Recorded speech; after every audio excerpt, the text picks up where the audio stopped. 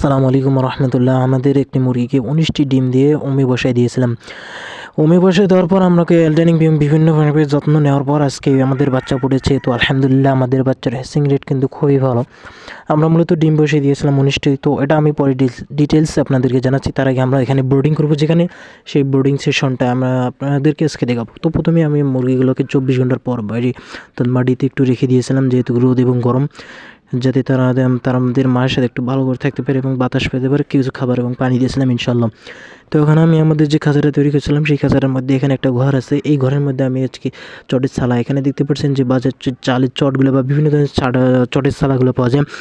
অর্থাৎ এখানে কিন্তু পাটের যে চটগুলো আছে সেগুলো দিয়ে আমি এখানে রেখে এর উপরে যে তুষ দিয়েছি।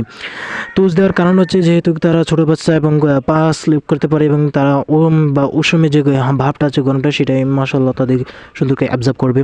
তো সেই জন্য এখানে রেখে দিয়েছিলাম এবং এটা কিন্তু তাদের মল থেকে আমাদের এই চটটা পরিষ্কার করতে সাহায্য করবে এবং আমরা প্রতিনিয়ত এটা 2 থেকে 3 দিন পর পর চেঞ্জ করে দেবো। তাহলে আমাদের সমস্যা হবে না, যেহেতু ছোটো। আর বড় হইলে তো একদিন পর একদিন চেঞ্জ করে দেওয়া লাগবে। দেখেন আমাদের বাচ্চাগুলো কিন্তু ছোটো, তাই এইভাবে রেখে দিয়েছি। অর্থাৎ প্রথম দিনে এইভাবে রেখে দিয়েছি, ফটফটা আছে, কিন্তু তারা কিন্তু শক্তি অবশ্যই পেয়েছে। এবং এখানে আমি খাবার হিসেবে ফিড দিয়েছি, অর্থাৎ বাজারে স্টার্টার ফিড পাওয়া যায়। আপনারা বিভিন্ন ধরনের কোম্পানি বিভিন্ন ধরনের ফিড পাওয়া যায়। তো ভালো যে ফিডটা হবে আপনার এলাকায় সস্তা পাওয়া যাবে, অর্থাৎ ভালো দামে পাওয়া যাবে, সেই ফিডটা আপনারা করে সেটা খাওয়াবেন ইনশাল্লাহ।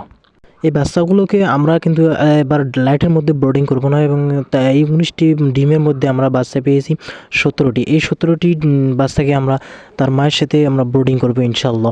এর মধ্যে এই যে ডিমটি দেখতে পাচ্ছেন, এই ডিমটি কিন্তু ব্রণ আসছে, কিন্তু এটা একটু ফুটে নেই কেন জানি, এই জন্য এটা এখানে একে বসে দিয়েছে। যদি ফুটে তো এটা ইনশাল্লাহ এখানে ফুটে যাবে। আর একটি ডিম নষ্ট হয়েছে। 19টি ডিমের মধ্যে ক্যান্ডেলিং করে আমরা 18টিতে ব্রণ পেয়েছি, একটি ডিম নষ্ট হয়ে গেছে। আর এখানে বাকিগুলো 17টি ফুটেছে এবং একটি ডিম এখনও ফুটেনি।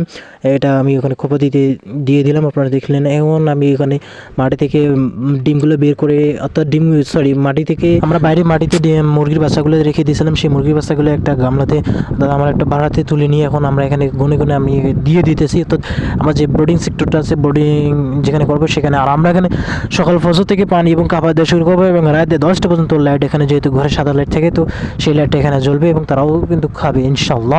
আর পাশাপাশি ওখানে মুরগ আছে, সেই মুরগের সাথে আমাকে আমরা 2 দিন পরে ব্রোডিং করতে দিব। অর্থাৎ একদিকে আমাদের বলছি বাচ্চা ব্রোডিংও হবে এবং অপরদিকে এই মুরগিটা আবার ডিমের মধ্যে আসার জন্য তৈরি হবে, যেহেতু তারা পুষ্টিকর এবং স্বাস্থ্যকর খাবার খায়।